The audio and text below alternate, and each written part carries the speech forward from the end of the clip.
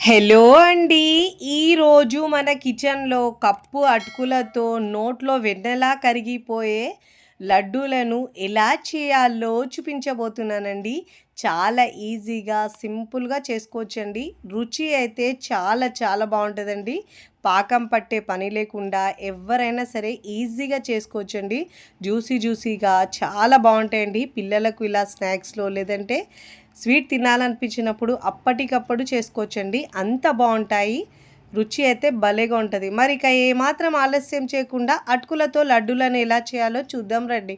ముందుగా ఇక్కడ స్టవ్ మీద ప్యాన్ పెట్టుకొని 1 కప్పు అటుకులను మంటను లో ఫ్లేమ్‌లో ఉంచుకొని బాగా వేయించుకోవాలండి. క్రిస్పీగా వేగే వరకు వేయించుకోవాలండి.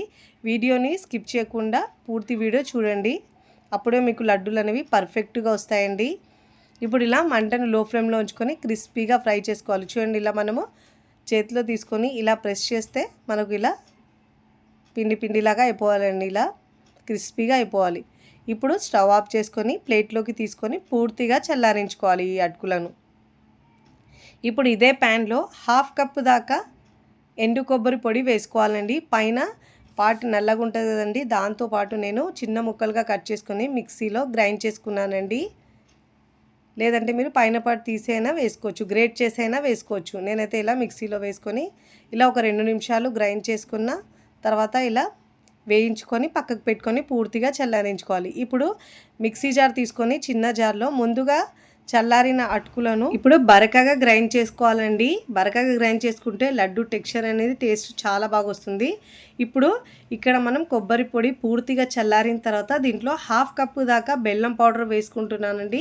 మీరు తురిమిన బెల్లమైనా వేసుకోవచ్చు. ఇప్పుడు దీంట్లోనే మనం గ్రైండ్ చేసుకున్న అటుకుల పొడిని కూడా వేసుకోవాలి. వేసుకొని ఇలా ప్రెస్ చేస్తూ బాగా మిక్స్ చేసుకోవాలి. చూడండి, ఇలా మొత్తం 3 ఇంగ్రీడియంట్స్ని బాగా మిక్స్ చేసుకోవాలి. ఇప్పుడు ఇలా బాగా మిక్స్ చేసుకున్న తర్వాత స్టవ్ మీద చిన్న పోప్ ప్యాన్ పెట్టుకొని దాంట్లో 3 టేబుల్ స్పూన్ దాకా నెయ్యి వేసుకోవాలండి. లడ్డూలో మనము నెయ్యి ఫ్లేవర్ అనేది సూపర్గా ఉంటుందండి.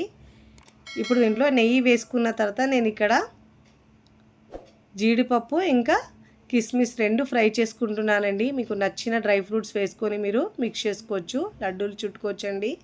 ఇప్పుడు ఇలా మంటను లో ఫ్లేమ్లో ఉంచుకొని బాగా వేయించుకొని ఇప్పుడు ముందుగా రెడీ చేసుకున్న లడ్డు మిశ్రమంలో వేసుకోవాలి.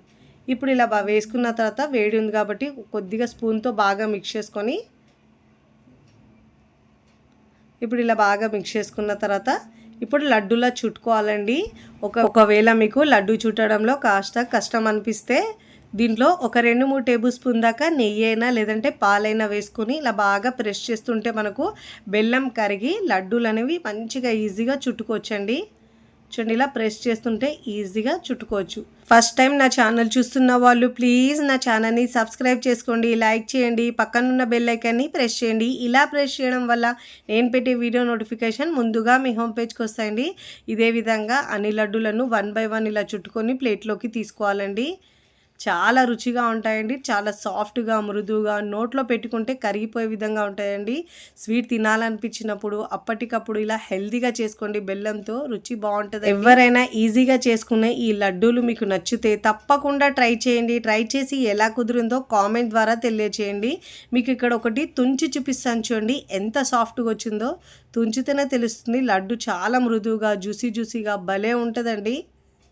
తింటుంటే 1-2తో అస్సలు ఆగరండి, అంత బాగుంటాయి. ఇలా స్టోర్ చేసుకొని మనము ఉంచుకోవచ్చండి. వీడియోని లైక్ చేయండి, లైక్ చేసి హై బటన్ని నొక్కండి. ఫ్రెండ్స్ ఫ్యామిలీకి షేర్ చేయండి. మరికొన్ని టేస్టీ సింపుల్ క్విక్ రెసిపీస్ కోసం నా ఛానల్ని సబ్స్క్రైబ్ చేసుకోండి. Thanks for watching. బాయ్.